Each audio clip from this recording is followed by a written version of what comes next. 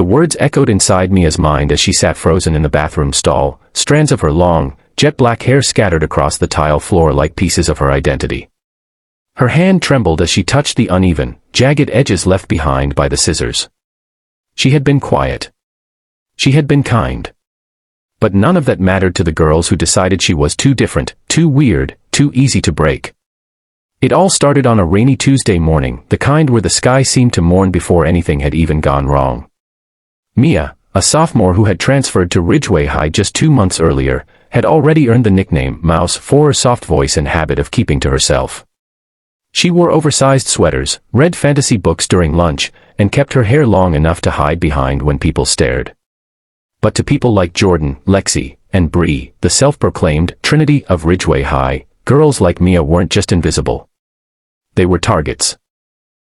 The cafeteria was loud that day, and Mia was sitting alone again, quietly sketching in her journal. That's when Jordan sauntered over with a fake smile plastered on her face.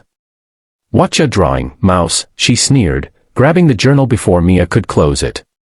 The page showed a beautifully drawn warrior girl, with armor, a sword, and long flowing hair. "Ah, how cute," Lexi laughed, leaning in. "Is that supposed to be you?" Mia didn't answer. She never did. Then it happened. In a moment that felt slower than time itself, Jordan reached into her backpack and pulled out a pair of silver scissors. "Let's give your warrior girl a new look," she whispered. Before Mia could react, Jordan grabbed her ponytail and snip, just like that, it was gone. Laughter erupted around them. Even a few bystanders recorded it, but no one stopped it. No one stood up. Mia ran, heartbroken and humiliated. That night, Mia didn't speak to anyone. Her parents were out of town for work, so she stared at herself in the bathroom mirror, tears finally flowing. Her once beautiful hair was now a lopsided mess. But more than that, it felt like they had stripped away her confidence, her voice, even her dignity. She didn't sleep. But she did make a decision. No more hiding. The next morning, Mia walked into school wearing something no one expected, a bold, clean pixie cut. Styled, confident, and fierce. Gone were the baggy sweaters. Instead, she wore a simple black top and jeans, but it wasn't about the clothes. It was her eyes, they no longer looked away. They stared back.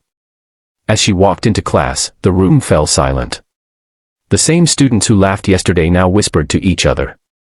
Even Jordan's smirk faltered. In English class, Miss Thompson introduced the day's assignment, personal storytelling. "Who wants to go first?" she asked.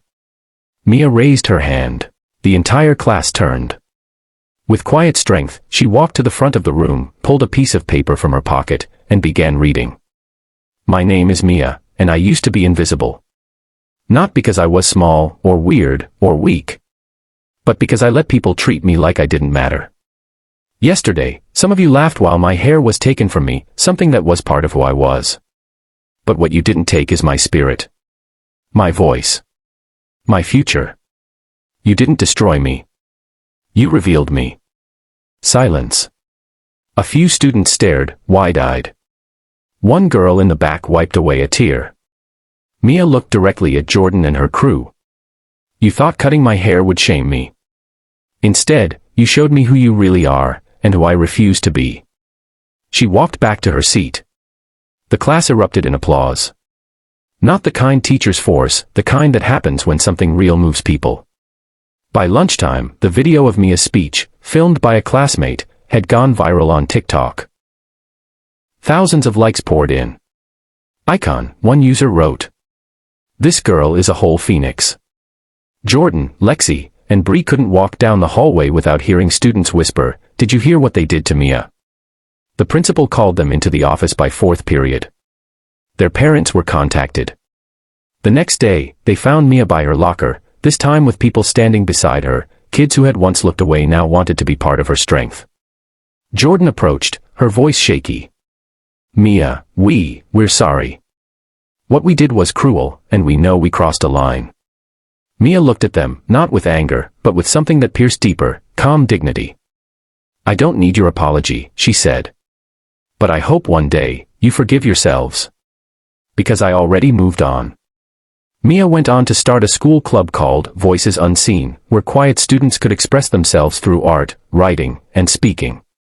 She was no longer just the quiet girl. She was the girl who turned pain into power, and showed an entire school what courage looks like. And all it took was 24 hours.